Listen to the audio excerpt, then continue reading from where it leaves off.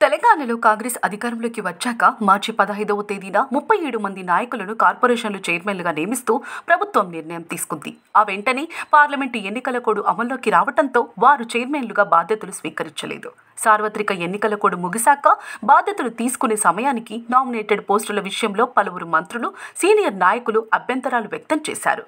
అనర్హత కలిగిన వారికి అవకాశం కల్పించారని ఏఐసీసీకి ఫిర్యాదులు వెళ్లినట్లు తెలియటంతో ఆ 37 మంది జాబితాను ప్రక్షాళన చేయాలని పీసీసీ యోచిస్తున్నట్లు సమాచారం. ప్రధానంగా ఉమ్మడి కరీంనగర్, వరంగల్, మహబూబ్నగర్ జిల్లాల పరిధిలో నియమితులైన చైర్మన్ల విషయంలో తమకు తెలియకుండా ఏ విధంగా నియమిస్తారని రాష్ట్ర వ్యవహారాల ఇన్ఛార్జి దీపాదాస్ మున్షి వద్ద పంచాయతీ పెట్టినట్టు తెలుస్తోంది.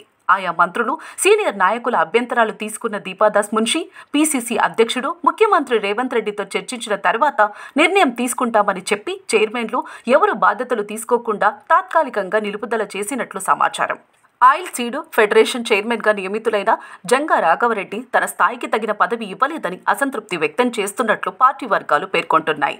స్టేట్ ఇరిగేషన్ డెవలప్మెంట్ కార్పొరేషన్ కాదు, ఎమ్మెల్సీగా చేయాలని కొల్లాపూర్కి చెందిన జగదీశ్వరరావు విజ్ఞప్తి చేస్తున్నట్లు తెలుస్తోంది. కూడా చైర్మన్గా నియమితులైన వెంకట్రామిరెడ్డిపై వరంగల్ జిల్లాకు చెందిన ఎమ్మెల్యేలు అభ్యంతరం వ్యక్తం చేస్తున్నట్లు కాంగ్రెస్ వర్గాలు చెబుతున్నాయి.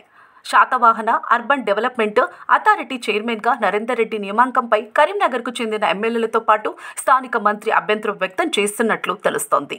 ఓ మహిళా నాయకురాలు తనకు ఇచ్చిన పదవి వద్దని ఎమ్మెల్సీ కావాలని రాష్ట్ర నాయకత్వానికి విజ్ఞప్తి చేసినట్లు సమాచారం. ఈ తరుణంలో 37 మంది చైర్మన్ల జాబితాను ప్రక్షాళన చేయాలని యోచిస్తున్నట్లు తెలుస్తోంది. మిగిలిన చైర్మన్ల పదవుల భర్తీపై కసరత్తు చేస్తున్నట్లు సమాచారం.